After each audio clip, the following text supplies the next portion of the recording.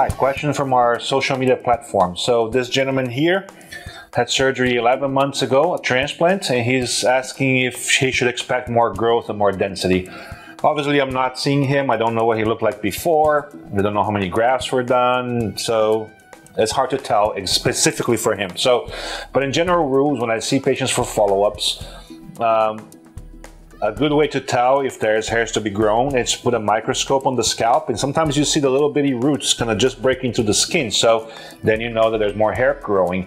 As a general rule, once you have a transplant done, the hair will go through a little bit of a phase of a shock, and then in 3 to 4 months you start to see a little difference in density and growth, very sparse. 6 to 8 months from the transplant you'll see a more substantial changes, but also some gaps that are going to fill in, and then usually by 12 months or so the results are mostly there. I have seen many patients that took 15 months, even 18 months to get their final result.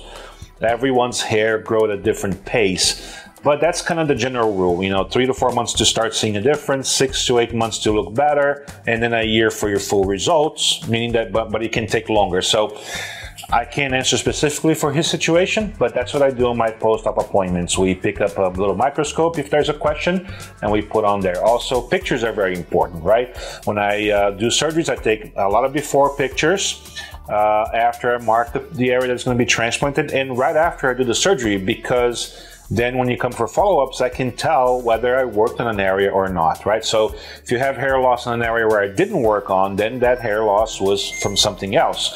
So pictures are very important.